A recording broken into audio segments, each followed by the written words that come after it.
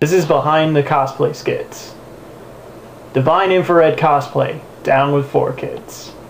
Now I present to you, Ryan Redmond, aka Red.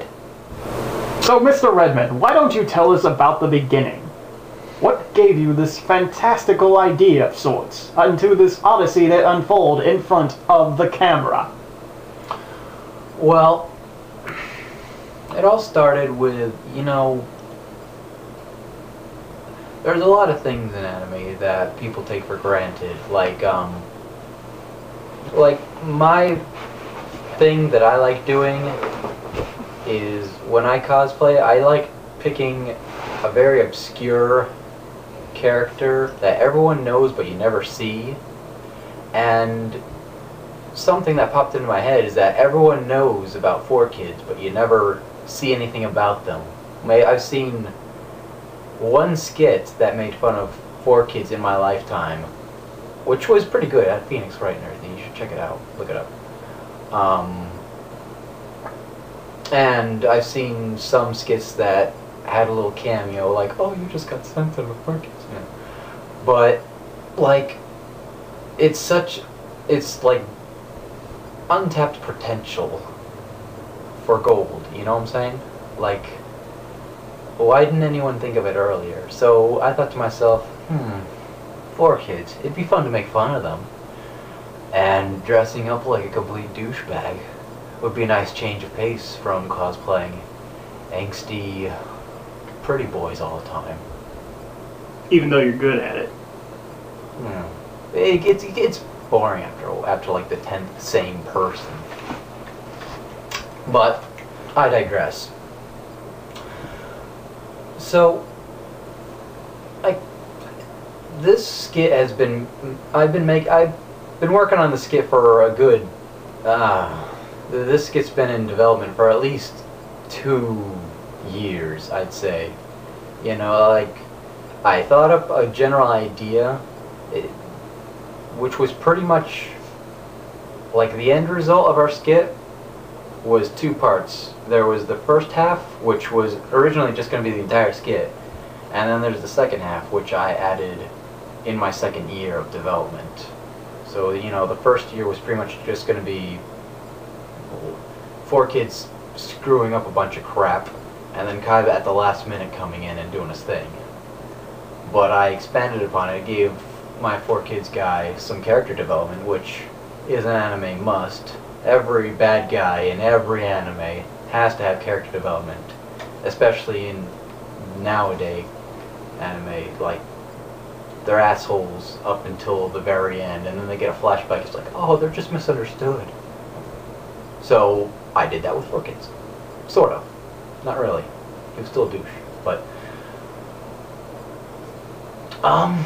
it was.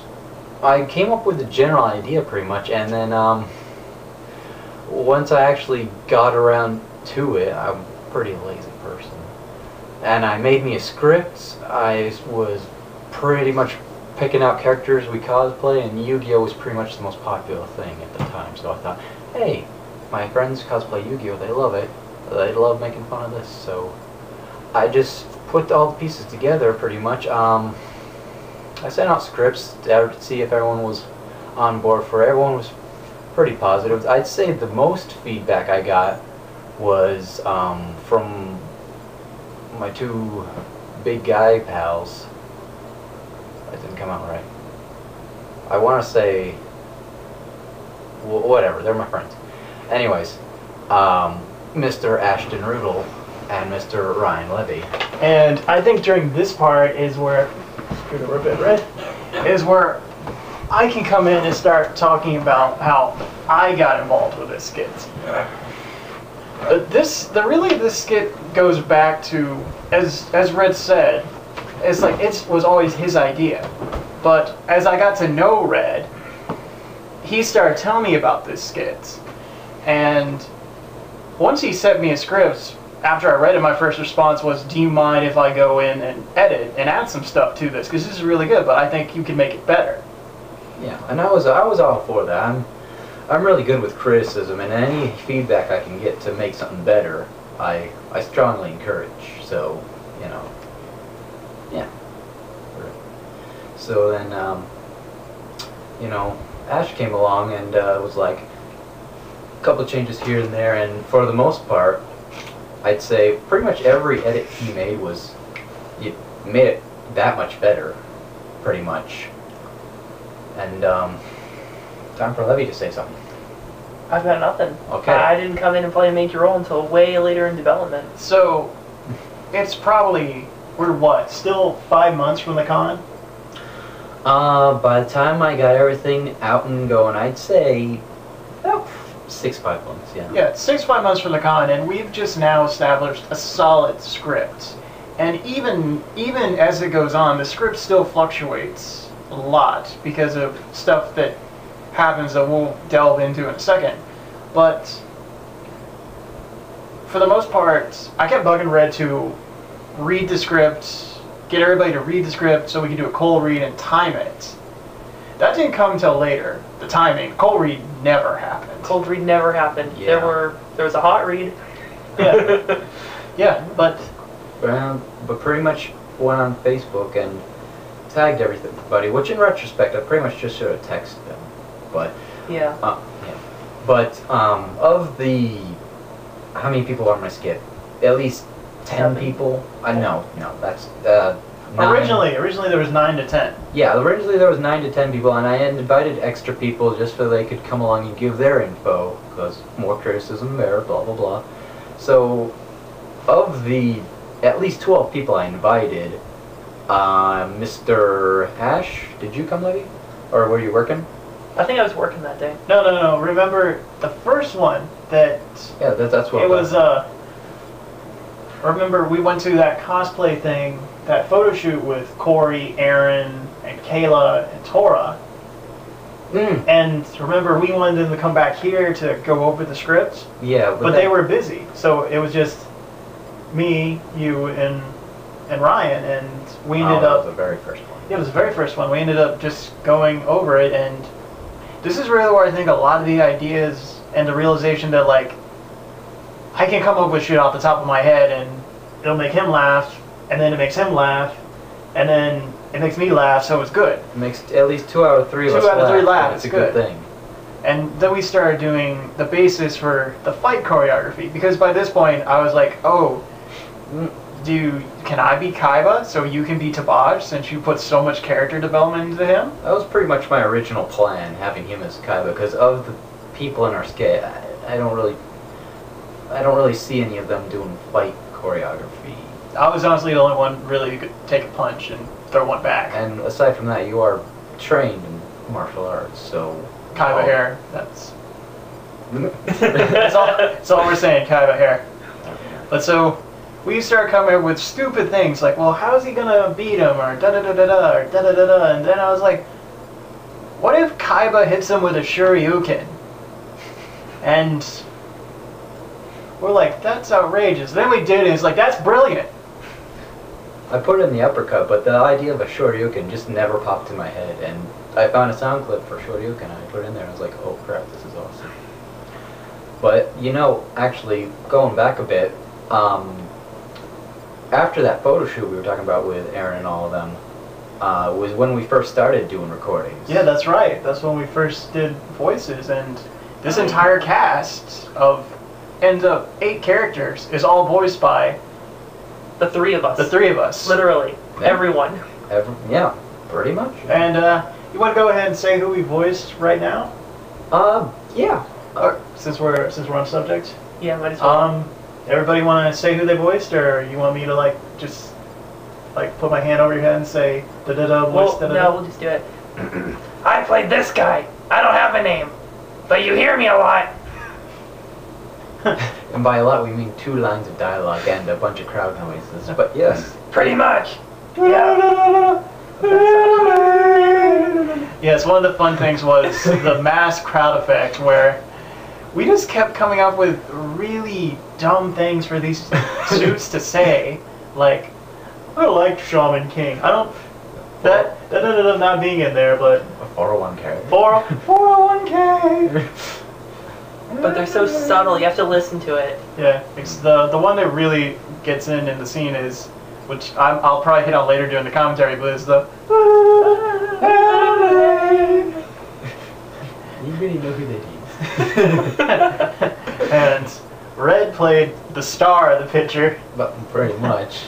Tabaj. Mr. Trash. Can't do a second voice though. Actually, to be fair, Red played both stars. Red was the voice of Tabaj and the voice of Kaiba. Screw the rules, I have money. And the voice of Mokuba. That's right, big brother. Shut up, Mokuba. Uh, And No. Okay. I'm just gonna cut in here. I wasn't at the con, so remind me again. Didn't y'all get asked if Little Karibo I did the don't- voices? No, they didn't come up to me particularly, but apparently they came up to Aaron and Melissa and asked them. if Lil Karibo did the voices for our skit, which I mean I do think I do a decent Kaiba, but I think that was stretching it a bit. I like, still, really? it's flattering though, nonetheless. Yeah, it's very Yeah. flattering. I'll say. It's like, wow, we sound like a British guy. That is awesome. But yes, I think that was all the characters Red played, and personally, I did background voices like Ryan did, but I also did the voice of Yami Bakura and the voice of Yugi. And I did play another character, but unfortunately she got cut during time constraints, which She got yes. cut.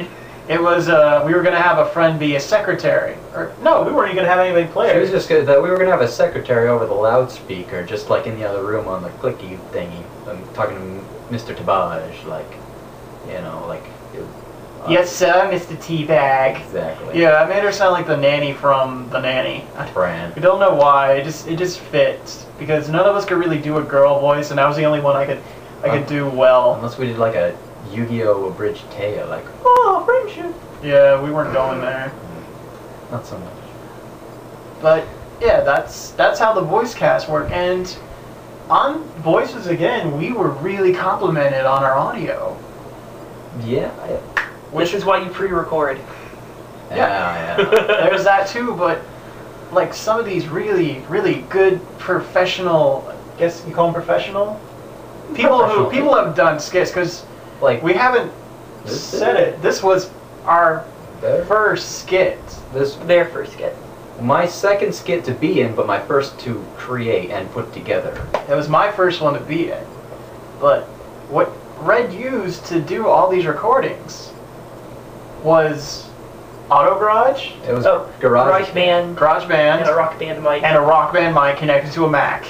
And I used a little mask for my Black Mage cosplay.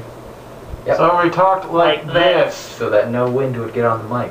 That's what we call ghetto fun in the studio. Afro-engineered. Afro engineering. Did I go there? Oh shit.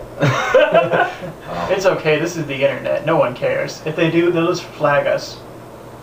But we don't care. Besides, we're nerds. Black people won't watch us. What about Black Nerd Comedy? Shout out! But back to that was the first like major we're coming up with. This is actually going into motion. I remember our very first, when we put the recording together, music and everything, it was at least 7.5 minutes long, and the skit was 5-minute little time limit, so we had to cut out a lot of crap to just smush it in all the good parts. But- and, oh, go ahead. Yeah, well, sorry for interrupting, but honestly, it worked so much better.